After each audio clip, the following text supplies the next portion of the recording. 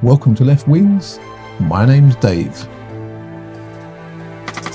So, what are we going to be discussing today? Headlines, please.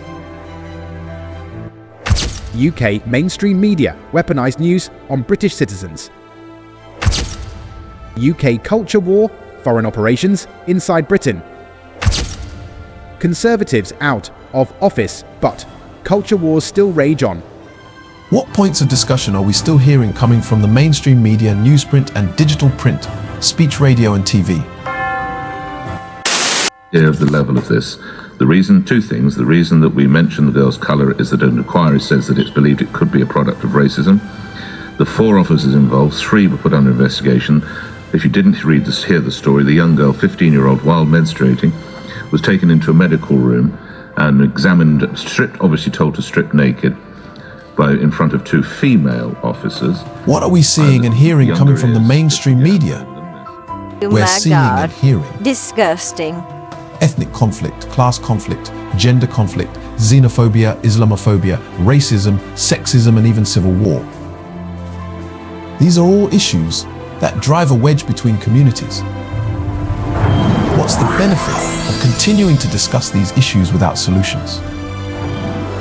Unless your aim is to keep these subjects alive, not educating, just continuing to amplify religious, racial or sexual tropes whilst focusing on the symptoms and not the cause. If you can subject a 15-year-old girl to this, if you can swap pictures of corpses, if you can refer to people of colour as black, what does it take to lose your job? Clearly not repeating racist comments. Why are we discussing this? And what are the key points? What are the key points? What's happening here? Key points. 1 weaponized news segment. Selected, repeated for a salient negative effect. In short, the news segment has been designed to be repeated, harming a target group psychologically. Why repeat disgusting stuff on the radio? Who wishes our people or country harm by breaking our communities. In this brave new world, is it an outside force, a foreign operation to destroy our country, but destroy our country from within? Back at home, historically, we had our differences 50, 60 years ago, but now we have settled them. Many, many years have passed, but it was understandable then for you. We were the new people, we looked different, we sounded different, we were different, but now we've integrated. And that's the way it looks tonight.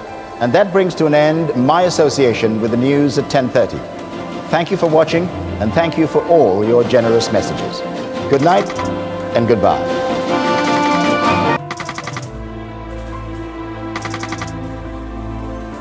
We thought, we argued, we called each other names, we scuffled some more on street corners and playgrounds. But in the end, we fought side by side, on the battlefield and the football field and even in marriage. But this is different now. It's now 2024. Someone or something is working this one. It feels unnatural. It feels very manufactured. I think we're being played. We're being pitched against each other. If we are not careful, we will lose everything here. We could lose everything to a foreign power. Who would do this to our country? Who do we need to look out for? The enemy. The enemy is within. The individuals and outlets driving division in amongst our communities.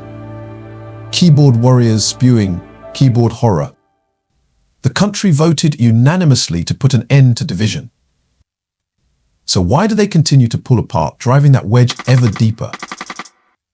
Who are the anti-patriots, the keyboard horrors that continue to divide and ultimately destroy our once great nation? Has your community had a target painted on its back? And do you feel wrongly targeted by the right-wing media? Are there specific social media accounts or journalists, talk show hosts or politicians creating division in your community? If so, now is the time to push back against those who choose to destroy our country. So next time you listen to the radio, listen closely. Has the journalist conflated the issue? Aye.